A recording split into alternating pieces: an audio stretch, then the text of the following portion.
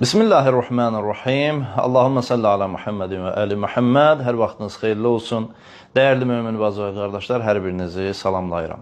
Bugün sizlərə ən çox verilən suallardan birini izah edib əməli bir şəkildə göstərmək istəyirəm. Sual olunur, bəzən namaz qılırıq, namaz qıldığımız əsnada uşaq mühürü götürür, ayrı bir səmtə aparır və yaxud da ki, fərz edək bir nəfər məsciddə, Hüseyniyyədə və yaxud da ki, bir ziyarətgahda namaz qılır. Namaz qıldığı əsnada önündən keçən bir şəxsin ayağı mühürə dəyir və mühür ayrı bir səmtə hərəkət edir. Belə olduğu təqdirdə bu şəxs namazını nə şəkildə tamamlamalıdır?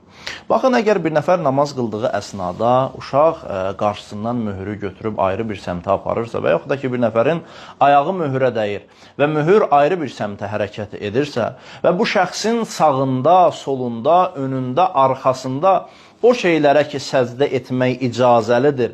Belə bir şey vardırsa, məsələn, fərz edək, uşaq mührü qarşından götürüb, bir neçə addım qarşıda buraxır yerə və yaxud da ki, sağında və yaxud da ki, solunda buraxır yerə.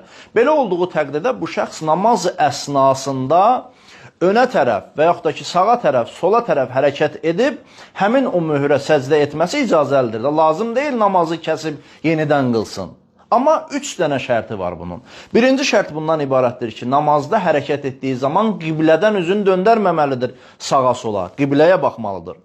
İkinci şərt bundan ibarətdir ki, çox fasilə buraxmamalıdır. Məsələn, fərz edək ki, uşaq mührü götürüb, aparıb ayrı bir otaqda qoyub. Diqqət edirsiniz, bu ora qədər gedənə qədər fasilə çox yaranacaq, namazın şəkli sınacaq. Diqqət edirsiniz, belə olduğu təqdirdə icazəlidir. Bir neçə addım sağa, sola, önə hərəkət etməsinin heç bir eybi yoxdur. Və bunu da nəzərinizə çatdırım ki, üçüncü şərt bundan ibarətdir ki, zikir dediyi zaman hərəkət etməməlidir. Zikrini saxlamalıdır və ondan sonra hərəkət etməlidir. Məsələn, mən bunu əməli bir şəkildə göstərmək istəyirəm. Məsələn, fərz edək, mən buradayam. Uşaq mührü götürüb, bir neçə addım qarşıya aparıb, üzümü qiblədən döndərmədən, zikir demədən və çox fasilə buraxmadan bir neçə addım hərəkət edirəm önə tərəf, sonra rukuya gedib səcdəyə gedirəm. Və yaxud da ki, fərz edək ki, uşaq mührü götürüb, bir neçə addım sağ tərəfdə buraxıb, mən qiblədən üzümü döndərmədən, zikir demədən, çox fasilə buraxmadan bir neçə addım